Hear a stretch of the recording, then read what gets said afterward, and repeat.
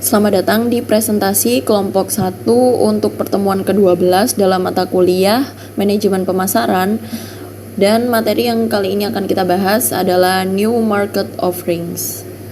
Sebelumnya kami akan perkenalkan anggota kelompok dari kelompok 1, yaitu saya sendiri Nurulita Wayu Kartika dengan nomor absen 03. Yang kedua ada Muhammad Arnold Ruci Dewa Brata dengan nomor absen 09.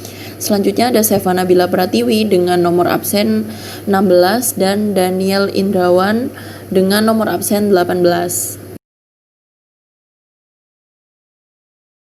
Nah, untuk sub bahasan yang akan kita bahas kali ini yaitu yang pertama mulai dari pengertian New Market Offerings, yang kedua ada tantangan yang dihadapi perusahaan untuk menyalurkan produk atau jasa yang baru kepada konsumen, yang ketiga ada struktur organisasi dan proses yang digunakan oleh manajer dalam proses New Product Development, dan yang terakhir adalah tahapan dana menyalurkan produk atau jasa baru kepada konsumen.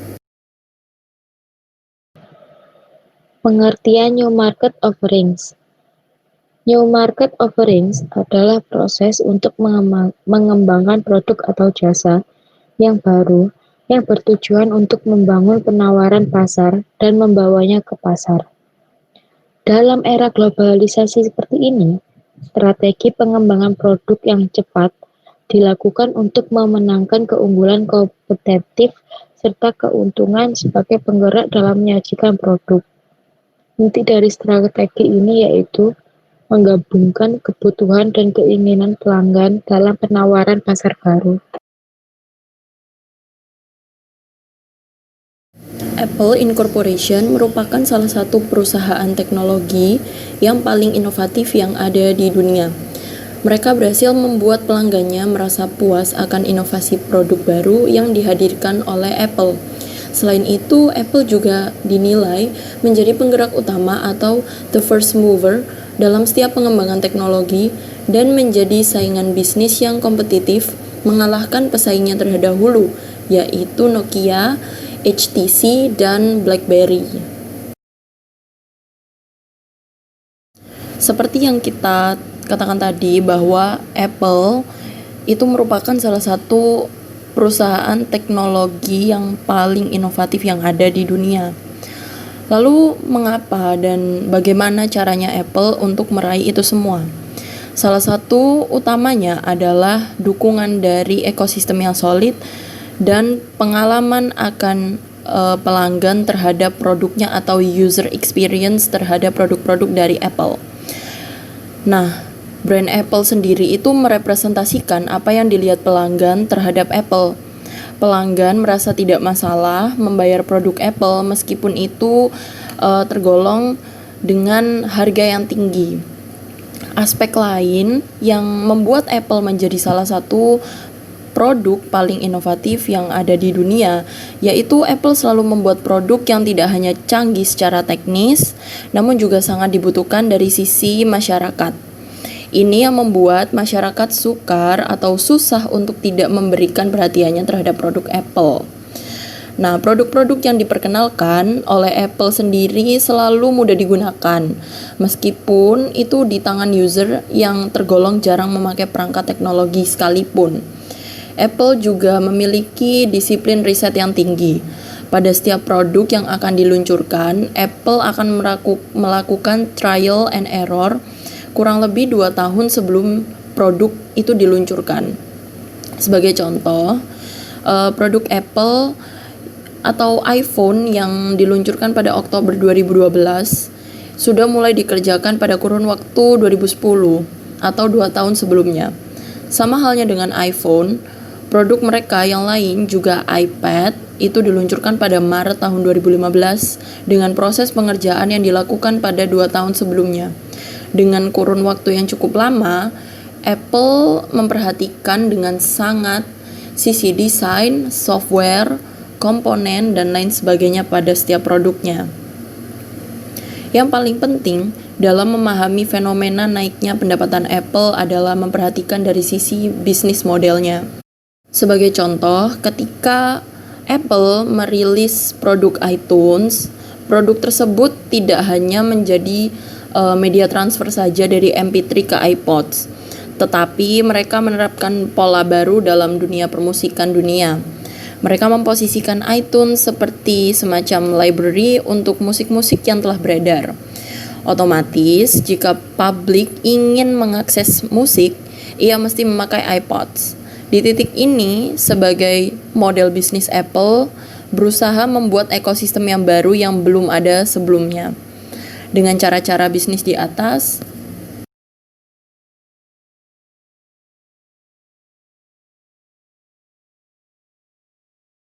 dengan cara-cara bisnis yang telah disebutkan tadi, tak heran mengapa Apple selalu menempatkan ide dan motivasi dalam posisi terdepan. Mereka menyadari produk yang mereka luncurkan tidak bisa diposisikan hanya sebagai produk saja, tapi juga sebagai penanda berubahnya sebuah zaman teknologi.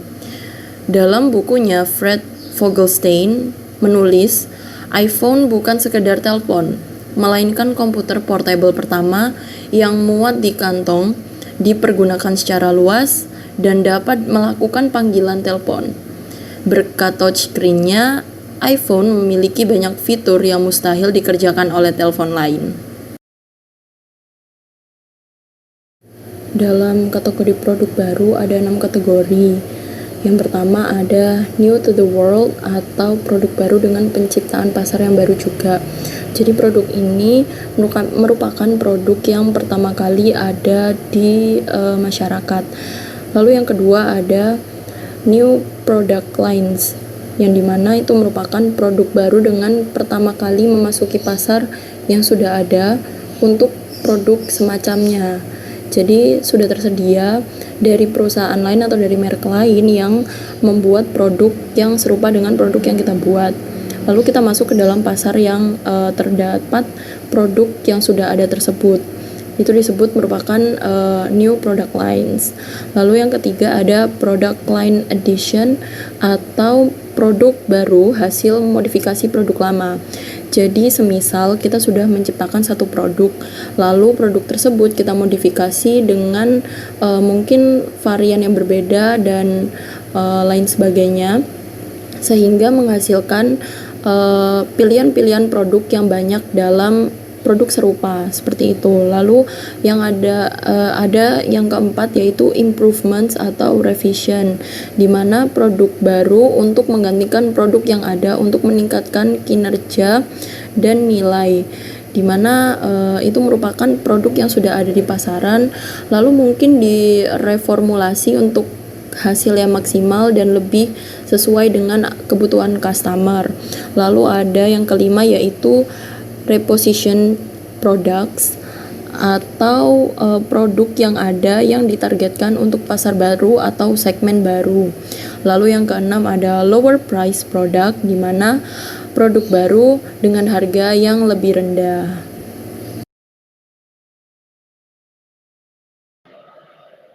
Tujuh aspek gagasan untuk membuat inovasi produk. Yang pertama, melihat masa depan dari kacamata konsumen. Yang kedua, merek dan kekuatan merek merupakan aset utama dalam membuat inovasi produk. Yang ketiga, gunakan teknologi untuk membuat alat untuk konsumen. Yang keempat, bangun tim yang dapat memaksimalkan pembuatan inovasi produk hingga proses distribusi produk. Yang kelima, inovasi merupakan hal yang muncul dari pemikiran. Yang keenam, akan ada banyak kritikan seputar produk, maka tim harus berusaha lebih giat agar dapat menciptakan inovasi produk yang baik untuk konsumen. Yang ketujuh, lakukan kerjasama dengan pihak eksternal jika perusahaan kita kurang bisa memfasilitasi atau mendukung proses inovasi produk. Faktor yang dapat membatasi kegiatan new product development. Yang pertama, ide yang terbatas. Kedua, keberadaan pasar. Ketiga, kendala akibat kebijakan sosial dan pemerintahan. Keempat, biaya pengembangan. Kelima, kekurangan modal. Keenam, waktu pengembangan yang ditetapkan terlalu cepat. Yang ketujuh, siklus hidup produk yang pendek. Tim usaha adalah kelompok lintas fungsi yang bertugas untuk mengembangkan produk.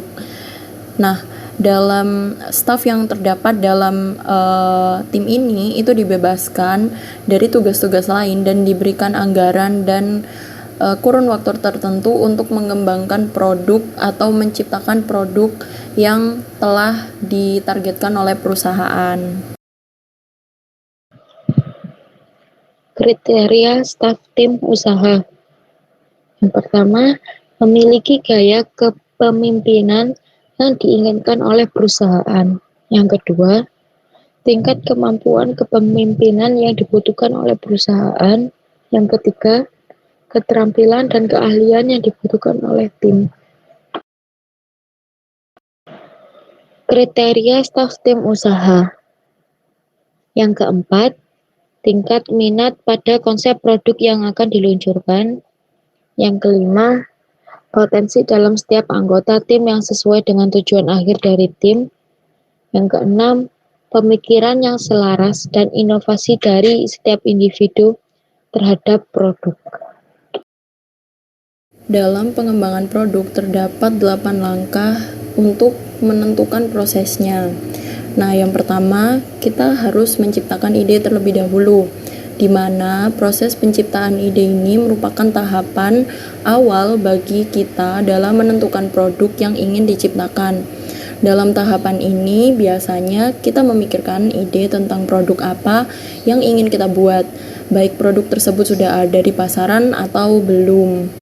Lalu yang kedua ada penyaringan ide atau idea screening, di mana pada tahapan ini kita mulai menyaring, menseleksi atau bahkan mengkombinasikan ide-ide yang sudah ada dari tim yang sudah dibentuk.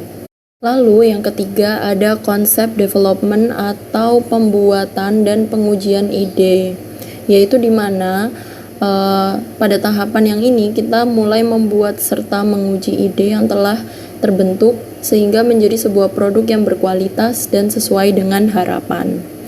Lalu langkah keempat ada business strategy development atau pengembangan strategi pemasaran. Nah, pada tahap ini kita membuat dan menyusun strategi pemasaran efektif yang dapat digunakan dalam memperkenalkan produk tersebut kepada konsumen.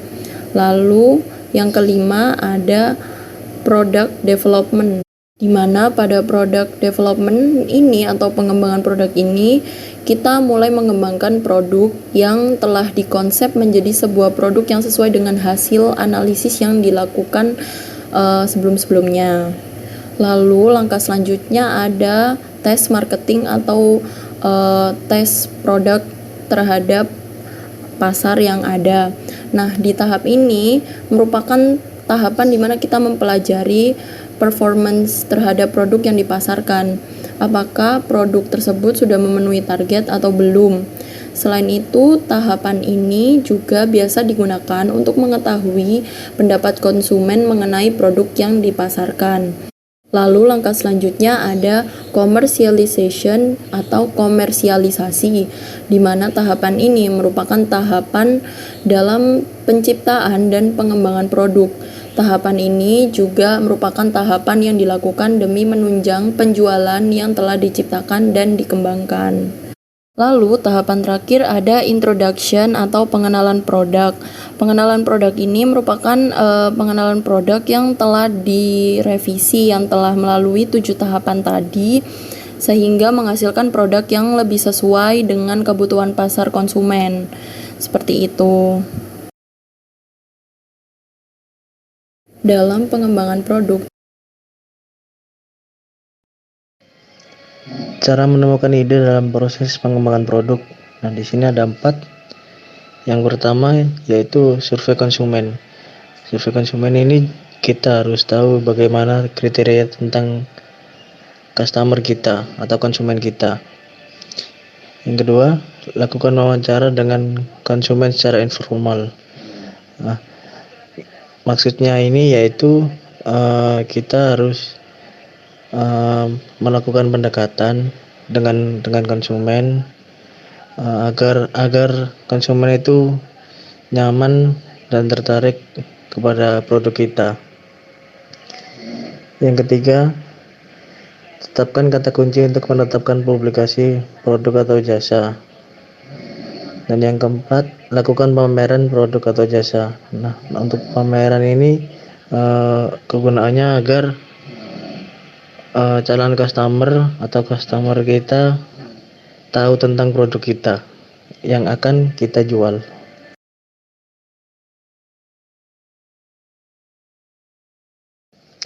Menggambar ide gagasan dari pelanggan. Yang pertama, mengamati pelanggan menggunakan produk. Yang kedua, tanya pelanggan tentang masalah dengan produk. Yang ketiga, tanyakan pelanggan tentang produk impian mereka. Yang keempat, gunakan dewan penasihat pelanggan atau komunitas penggemar mereka untuk membahas produk.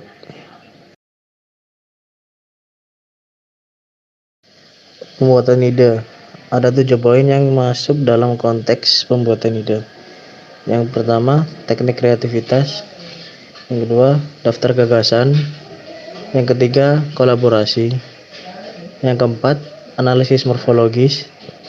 Yang kelima, analisis asumsi terbaik. Yang keenam, konteks baru. Yang ketujuh, mind mapping.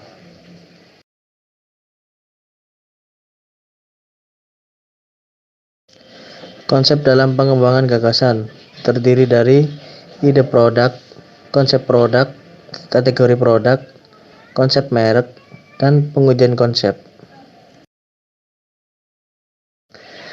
Pengujian konsep yaitu meliputi dari yang pertama, kemampuan berkomunikasi dan dapat dipercaya.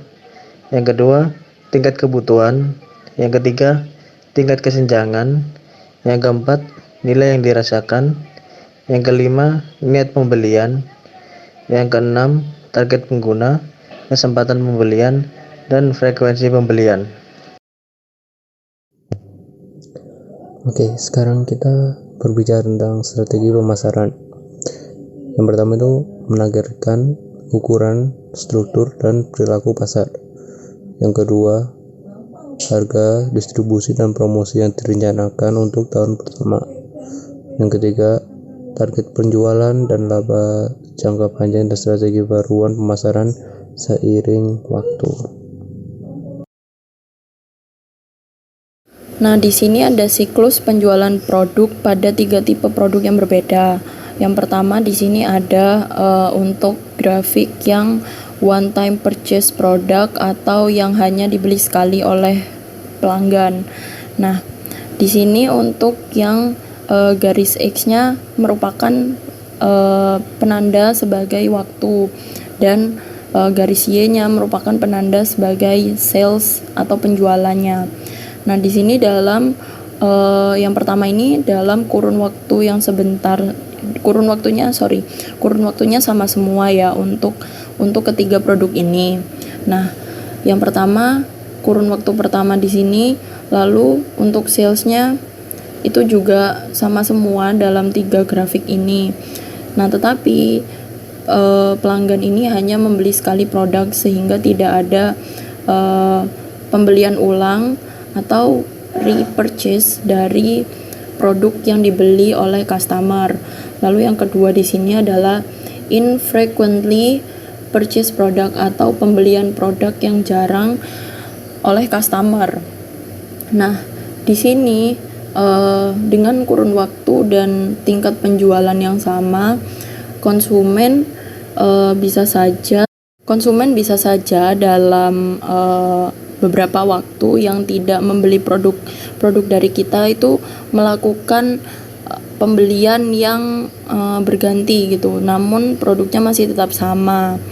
Lalu yang ketiga di sini ada frequently purchase product atau pembelian produk yang sering dilakukan oleh customer.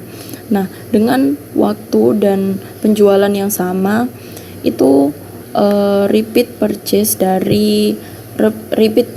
dari sebuah produk ini akan tinggi, sehingga penjualan yang berulang oleh pabrik atau oleh perusahaan itu juga dilakukan secara berkala karena konsumen itu masih sering membeli produk yang ada, seperti itu.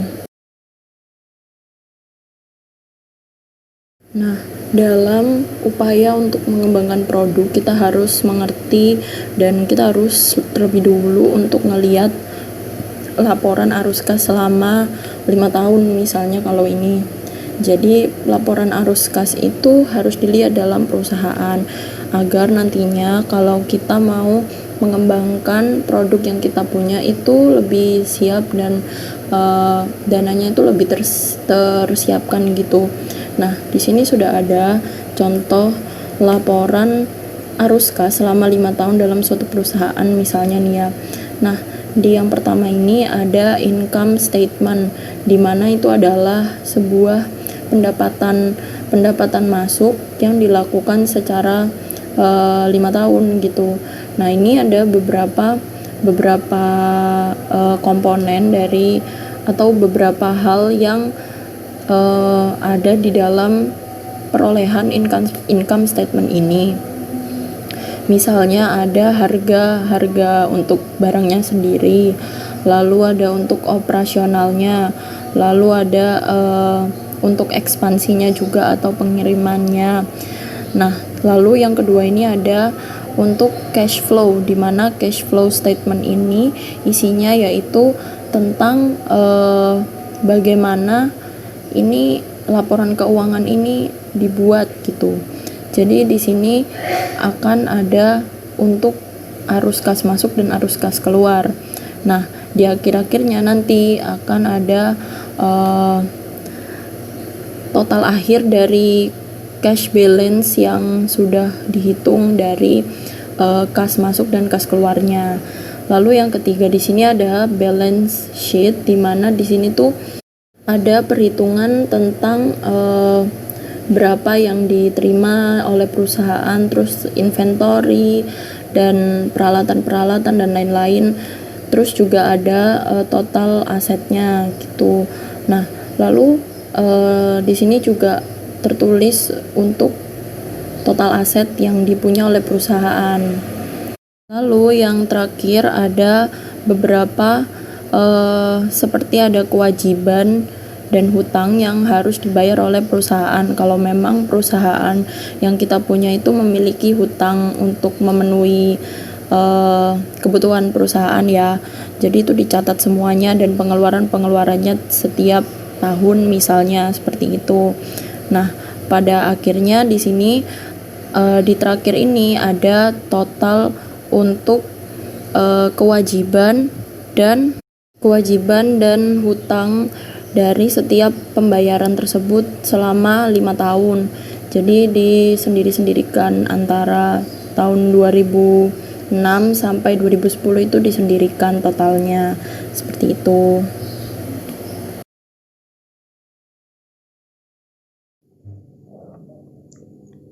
Pengujian prototipe.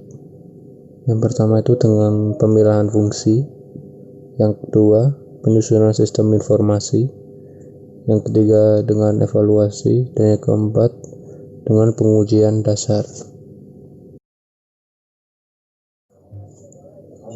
Keputusan dalam melakukan test market. Keputusan pertama, berapa banyak kota yang akan menjadi test market.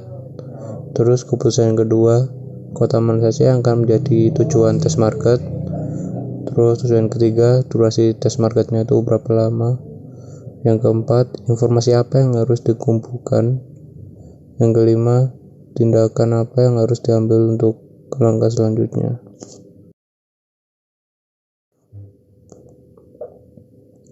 Kriteria memilih pasar yang digunakan untuk launching produk. Yang pertama, potensi pasar. Kedua, reputasi perusahaan. Ketiga, biaya untuk melakukan launching produknya. Yang keempat, biaya media komunikasinya.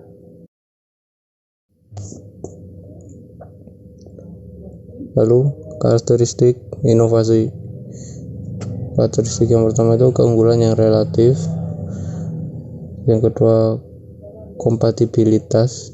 Yang ketiga, kompleks. Terus yang keempat, dapat dibagi. Yang kelima, dapat dikomunikasikan.